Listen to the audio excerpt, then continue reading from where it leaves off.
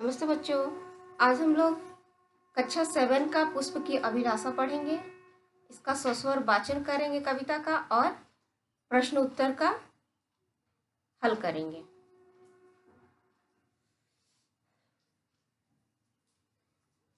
पुष्प की अभिलाषा।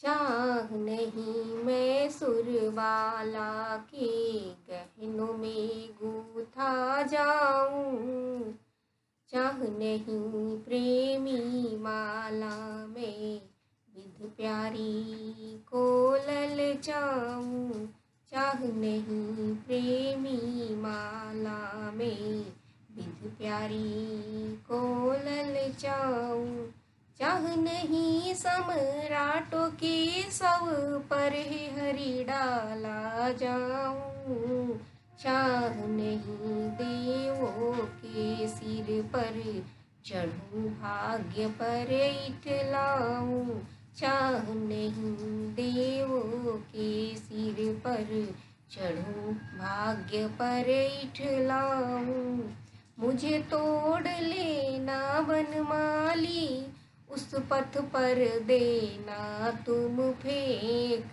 मातृभूमि पर शीस चढ़ाने जिस पथ जाए वीर अनेक, मातृभूमि पर शीस चढ़ाने जिस पथ जाए वीर अनेक।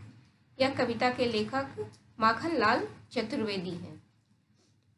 आइए कुछ प्रश्न उत्तर है, इसको हम लोग जानते हैं।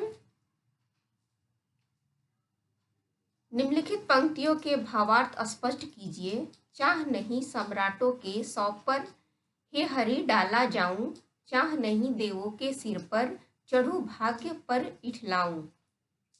इसका उत्तर, मुझे इच्छा नहीं है कि मैं सम्राटों अर्थात राजाओं के सिर पर चढ़ूं। हे प्रभु, हे मेरे प्रभु, मुझे चाह नहीं है कि मैं आपके सिर पर मुझे चढ़ाया जाए और मैं अपने आप को भाग्यशाली समझूं। दूसरा प्रश्न है, प्रस्तुत पाठ में मैं शब्द का प्रयोग किनके लिए किया गया है? उत्तर है इसका, प्रस्तुत पाठ में मैं शब्द का प्रयोग पुष्प के लिए किया गया है। तीसरा प्रश्न है, हे बनमाली, मुझे तोड़कर उस रास्ते पर फेंक देना जिस रास्ते से होकर अपनी मातृभूमि पर शीश चढ़ाने वाले वीर जाते हैं। उपयुक्त भाव पाठ की जिन पंक्तियों द्वारा अभिव्यक्त होती है उन पंक्तियों को लिखिए।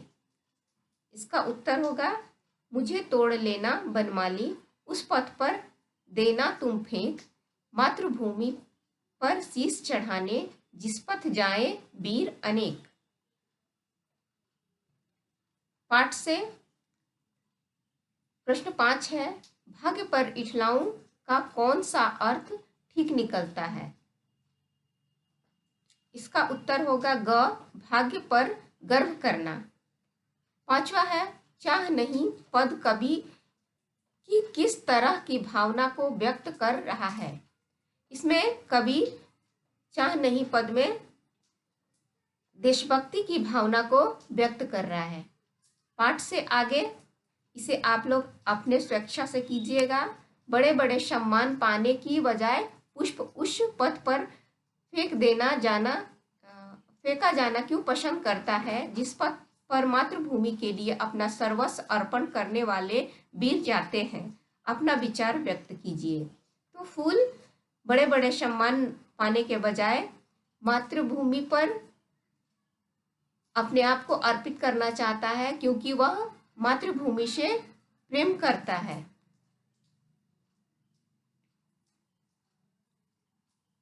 पुष्प की भांति आपकी भी कोई अभिलाषा होगी, उन्हें 10 वाक्यों में लिखिए। पुष्प की भांति आपकी अगर कोई अभिलाषा है, जैसे आप पढ़ लिख कर बड़े होना चाहते हैं, अपनी माता पिता का सेवा करना चाहते हैं, अपने बड़ों जनों का सम्मान करना चाहते हैं, आपकी ये मन में इच्छा होगी, चाहे जो भी इच्छा है उसको 10 वाक्यों में लिखना है। देश के प्रति प्रेम हो, समाज के प्रति प्रेम हो, समाज के प्रति कुछ करना चाहते हैं, उन सारे बातों को आपको लिख देना है। व्याकरण से भाग्य शब्द के पहले शौ उपसर्ग लगाकर सौभाग्य शब्द बनते हैं। इसी प्रकार नी, दू, अन उपसर्ग लगाकर दो दो शब्द बनाइए। तो आपको व्याकरण में मैंने नहीं बताया है, लेकिन पिछले आप स्कूलों में पढ़ चुके हैं साल, उसमें उपसर्ग आगे लगता है और प्रत्यय पीछे लगता है। तो शौ यानी भाग्य में शौ लगा दिए तो सौभाग्य हो गया।